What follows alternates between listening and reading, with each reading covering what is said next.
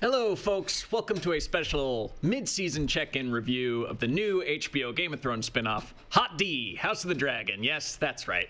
I'm here with Carolyn. I brought you in here today on a Monday because, unfortunately, we have to talk about this show. And I don't say that because I don't like it.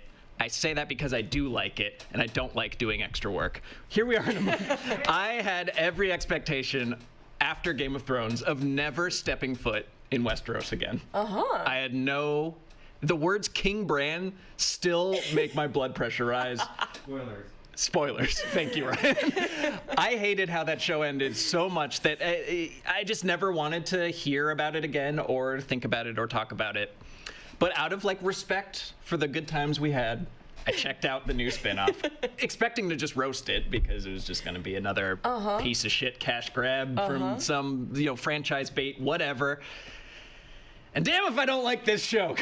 That's spicy to me because I'm kind of the exact opposite of you. I didn't loathe the ending of GOT as much as some people did. So for some context, you're primarily a Tolkienist? I'm a Tolkienist, but I'm a fantasy fan. I've read the books, the Game of Thrones books, 3 or 4 times. Wow. I love that ish. Amazing. But you prefer a high fantasy wizards and warlocks type of thing. Yes, I like a high fantasy. I love dragons. Not enough unicorns in this show. I think we can all agree. Are there unicorns in Westeros? It's like narwhals or something. One of the family's crests, I think, is a narwhal. Anyways, do you know the actual queen had a narwhal crown in England? Anyways, really? Fun facts. We're already off topic. Let's talk about House of the Dragon. I didn't know that. But this season has been, to me, very disappointing. Really? Overwhelmingly disappointing. Now, the wigs. why? The wigs. Number one, the wigs. You can't just say wigs. As someone with very little hair, I think if you have a lot of hair, it should look nice. And the wigs look like trash. The wigs look like trash. It's not great wig work, but I'm willing to overlook wig work because I think that, to me, this is a back-to-basics show that gets at what I liked originally about Game of Thrones, which was the melding. Incest, blood, extremely unjustified violence. Go on. You have my attention. For me, it doesn't have what I liked about Game of Thrones. It doesn't feel grounded. This sounds silly for a show that is about dragons, but I wish it was more realistic. Interesting. So yeah, obviously realism is out the window to an extent when you have enormous dragon beasts flying around and stuff like that. But what I love about this is and the original series was the melding of the personal and the political. Was that it didn't get into your chosen one narratives and he has the magic sword that unlocks the gate of Grimblebor and he can cast the magic gem out of Mumblebutt or whatever. That this was a show about it was palace intrigue with incredibly high stakes. Is there intrigue? It doesn't seem like there's any intrigue. What there is there's one very intriguing story that's being told, which is the succession and who is going to run the realm. And that's taken through 3 different prisms. There's Rhaenyra.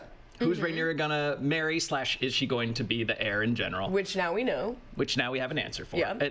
And there's been the king and his brother. There's been that was kind of settled in the earlier episodes, but that was initially a question of whether he was going to make a play for the throne.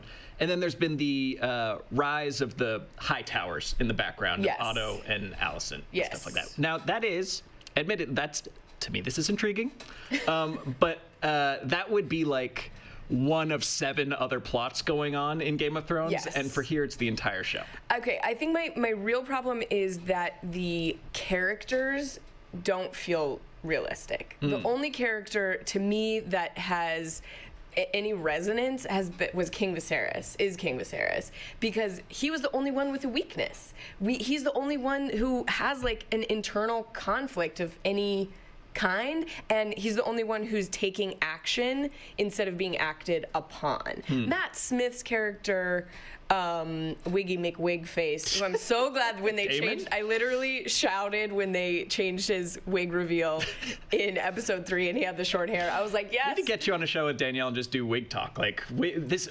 Let's go. Would love it. I can let wigs slide. It's not if I'm looking at the wigs, it means the story is bad, and the story is good enough for me to overlook the wigs. The wigs take me out of the story every time. Anyways, Matt Smith's character is like very arch, but he doesn't have any. I likened him to Cersei when we were talking about this before, but he doesn't have any of the like sort of vulnerabilities of Cersei or like. You know, her brother's her Achilles heel. Like, she loved her children. Matt Smith doesn't have any of that. Sure. Yeah, know? He's kind of like, you're right, arch is the right word for him. He's like Cruella de Vil. But I do think, well, first of all, I am 100% with you that I love King Viserys. I think that this is a character that you don't see a lot in fantasy, whereas I do think it's very reflective of how royals usually come out, which is just like kind of like a little fancy lad who'd rather play with his trains and build his little models in his room and stuff like that. And he's just kind of like he's a soft guy, like morally and physically and in every way. And that is it's always like either the noble king or the evil king. And this is like a nice guy king who's put in a situation where cruelty or at least decisiveness is demanded of him, and he can't rise to the occasion. He can't do it. Yeah. He's got physical weaknesses with his like whatever disease is eating him, and I think they confirmed that it is leprosy. And not like magic leprosy, but like he's a leper. Regular old garden variety leprosy. Oh, cool. Well, leech me up. Yeah, leech him Daddy-o. And then he's got these emotional vulnerabilities. Like, he's obviously suffered this huge loss. And then he like has all the pressure of the kingdom upon his weak shoulders. That's cool. That's intriguing. Yeah. But Rhaenyra, what does she want besides? Well, I do want to talk about Rhaenyra and the uncle effing. But I will say, in talking this out, that maybe Daemon is not a very interesting character on his own, but he is the right foil for a guy like Viserys to kind of hold up that mirror and that contrast for here's everything you're not. I don't like it when characters walk around with an arched eyebrow going, I'm the evil one. I'm the bad guy. And that's what he's doing. Well, hey, who knows? We're only halfway through. There could be the Daemon redemption arc coming. Now, I should also caveat here that when I cared about Game of Thrones, I did read, it was A World of Ice and Fire. This series is based on, 20 to 40 pages of that fake history book. Okay. Where a maester, George R. Martin and 2 other people are recounting the history of this civil war, this period of conflict. Now, so I technically know what's going to happen, but I memory hold everything about Game of Thrones somewhere in 2018. That's healthy. So I've actually forgotten who wins. So there might be spoilers, but they'll be accidental. And it's just, all I know is that there's a civil war between the blacks and the greens, because and that episode last night gave us the green dress that her allies rally around her, and they call themselves the Greens because of that. That episode was probably my favorite of the season, just because it made me gasp. Yeah. I also liked episode 3 really took a turn for me, and it did make me like the series. Let me pull up my episode by episode notes. Want to follow the series more, but that wasn't the uncle effing one. No, that was. I think that was episode 4. Yeah. Episode 3 was the wig reveal. Okay. Where they cut Matt Smith's poor hair. But last night's episode, I loved her entrance. That was the first time they made me care about her as a character. Yes. She was like, okay, I'm going to have an opinion for the first time. Yeah. But I did think the violence, I know I'm skipping around. We got off about, we need to mention Rhaenyra, because she is like the main character of this show. And you and I disagreed on Millie Alcock's performance to a degree. I think she's killing it. I think she's done amazing, and I'm sad to see her go. You were, I presume, fine with moving on to, they're about to do, if you saw scenes from the next, a time jump, and she'll be played by someone else. I'm very happy to have that happen. I don't think it's Millie Alcock's fault that the character has been uninteresting. I really think it's the writing. She just, what does she like? What does she want? Well, she's figuring it out. She's a 14, 15, she's a teenage girl. I knew what I liked at 14, 15. No, you knew what you didn't like. And she knows that she doesn't want to be set up. She doesn't want to be married off, and she doesn't want, like, she's just kind of permanently pissed off, and that reads as very real to me. I don't know. I have not resonated with her character at all. I'm hoping that a more mature, worldly version of her grips me a little bit more. Yeah. That's fair. And I think that the main, the bone to pick that we share is less that there's bad characters, but more that these are characters that don't feel new to a Game of Thrones world. Like, we were comparing Rhaenyra to, I was comparing her to Arya. Yeah, very Arya-ish, of like, wants a different role than the one society has placed for her. She's kind of the rebel running off to the family. What a new story for a princess to have. Sure. Fair. I don't want to be married at 14. The Daemon is Cersei-ish with the archness and the incestuous leaning. The Valerians, last night we were introduced to Prince Leonor Valerian more often, who is he's gay, but he's consorting with somebody who's like in his close circle, which is very much like King Renly in the Knight of Flowers from Game of Thrones. I do think, again, Viserys is a unique character in this world that I just love. Yeah, Viserys feels like the only new character to me, and also my new favorite character from this show is I forget what his first name is, but we saw him. He's like the backward foot. Larys Strong. Larys Strong. See, that's what we need more of. We need more Larys Strongs in this world. We have, Otto Hightower played his cards well. He was sneaking around. He was kind of positioning his daughter to be not very sneaky. Not the sneakiest, exactly. I think what really the spice that made the whole soup work of Game of Thrones were the characters like Littlefinger, like Varys, like Tyrion, like the people on the edges who were kind of playing the game from the outside, not the people in the royal family, because, as you say, they were constrained by the roles placed upon them. And we've seen a million versions of the good king, the tomboy princess, this, that, and the other. That it's outside, like your bronze, your small folk, as they call them in the world of this show, that actually make it interesting. And we just haven't. Kristen Cole, I think, is a missed opportunity, because he started strong. I thought when they introduced him, it's like, oh, this guy beat up Matt Smith. Okay. Oh, and he's Dornish. Oh, eyebrow.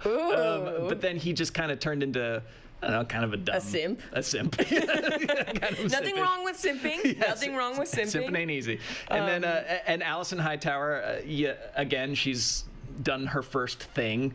In episode 5. Right. The crab feeder. Could have been something interesting there.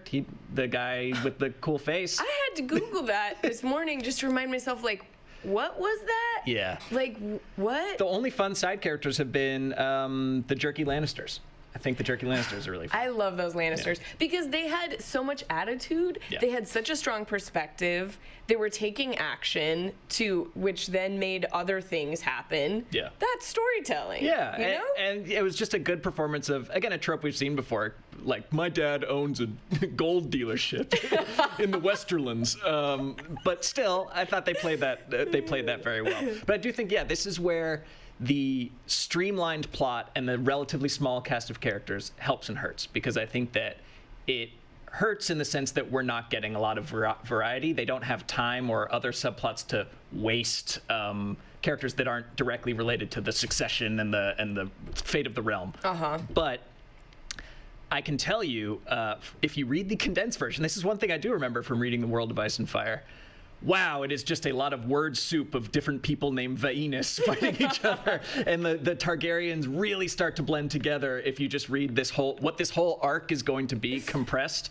It is just like, and Vaenor fought Vaenish on his dragon Sehanor, and it's just... It makes my Vaenis hurt. Yeah, my Vaenis hurts thinking about it. So I do think that keeping it focused on literally like the 3 or 4 main characters is probably good for casual viewers.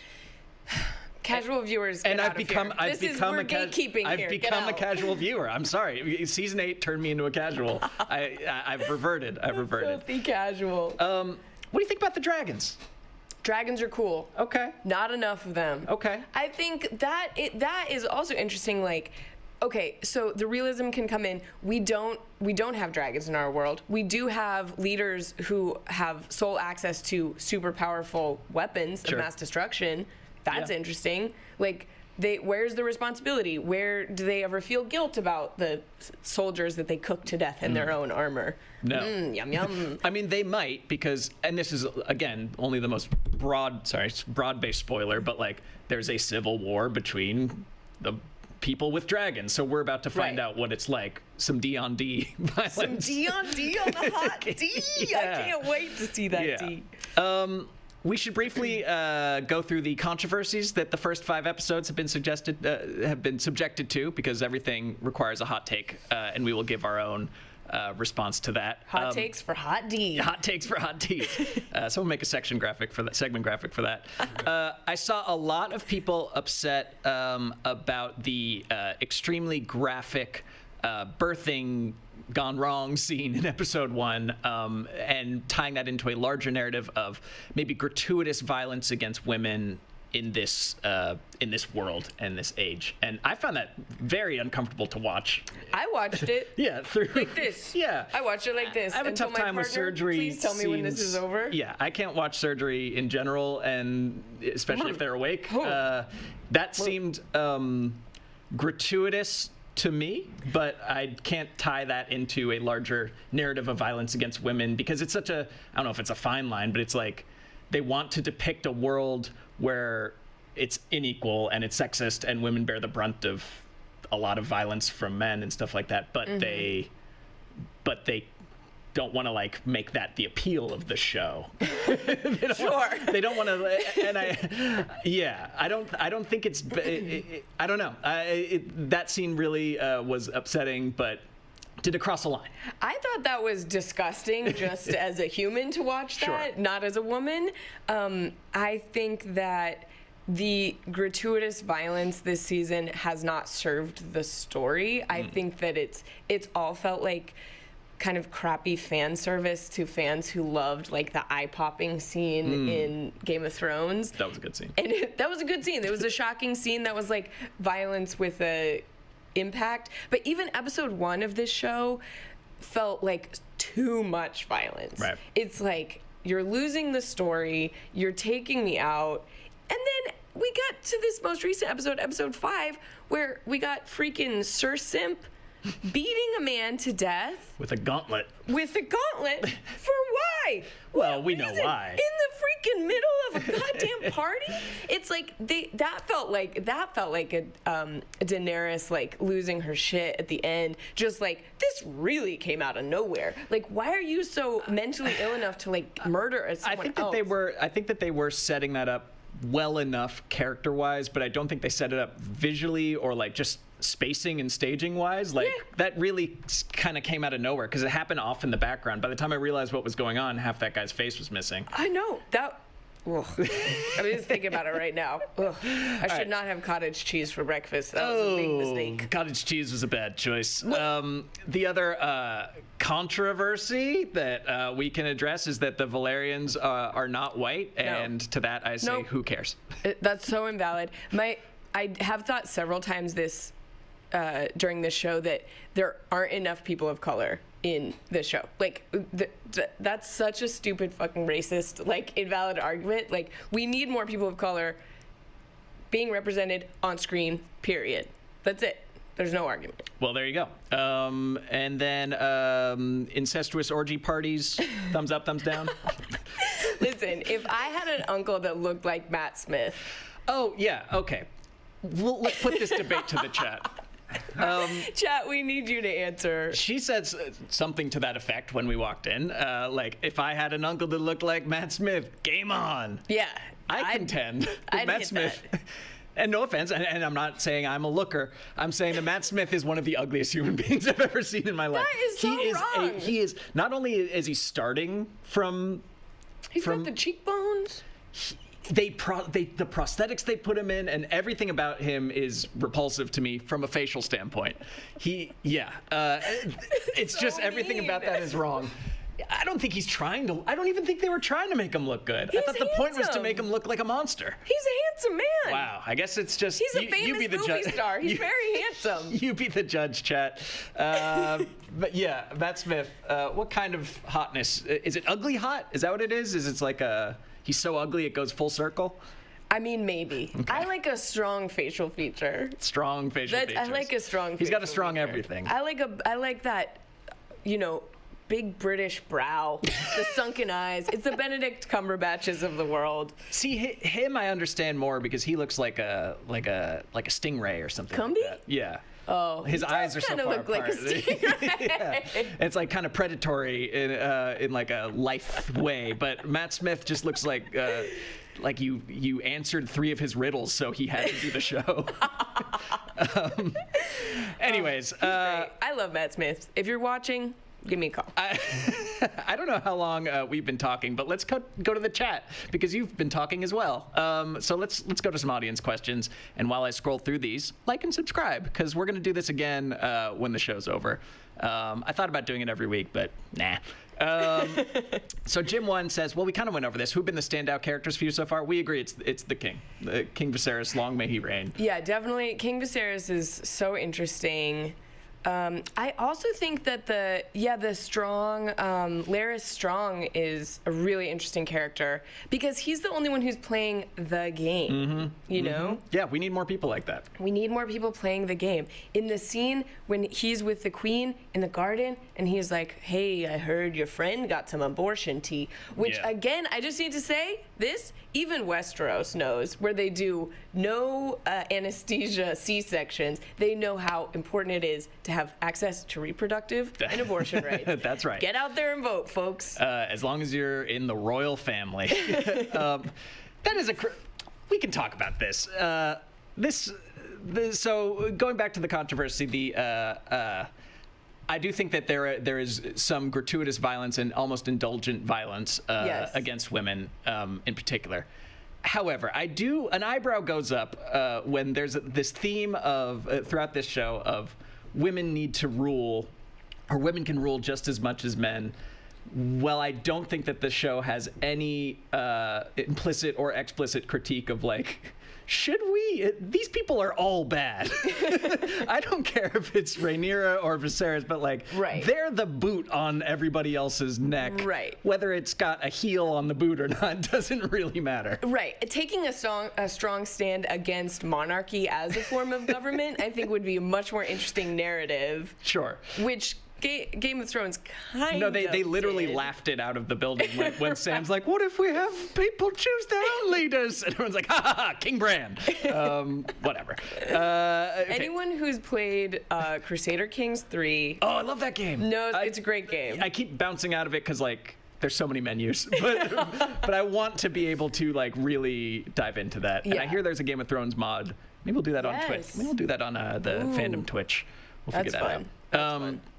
But anyone who's played that game knows how hard it is to change succession laws and primogeniture. Yeah. Or however you say it. That's pretty baked in. It's hard. It's hard to change the gendered norms that we have. Yeah.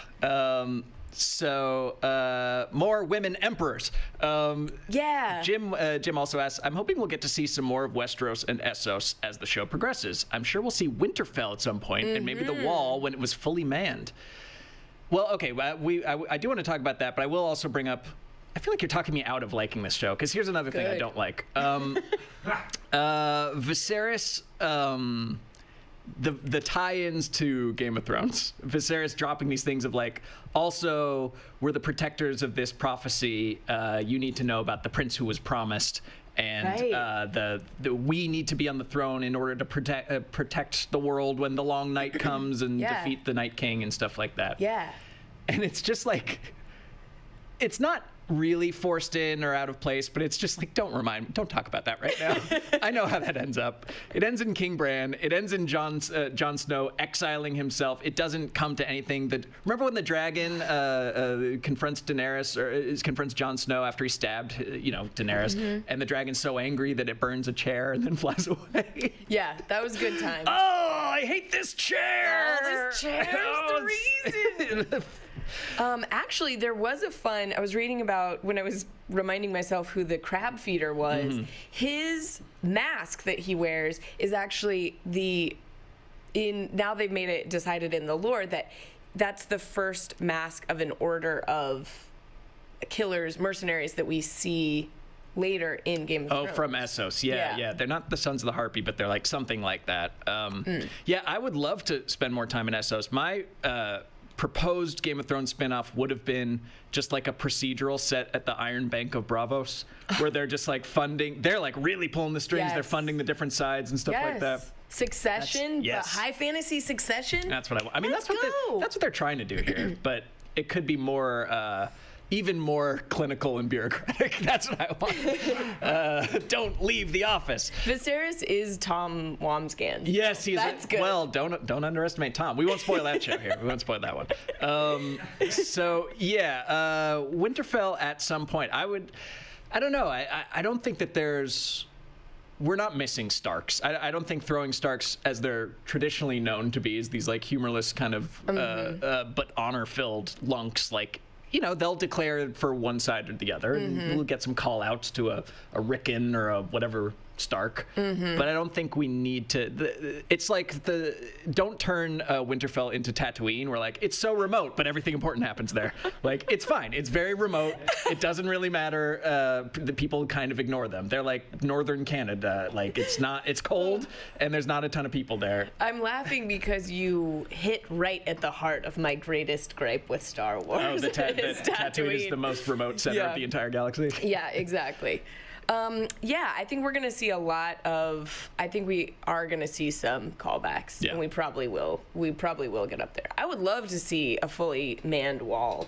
Yeah. But I think last time we were hanging out, Ed was here, and he said something that's really resonated with me. We're missing all the most interesting parts.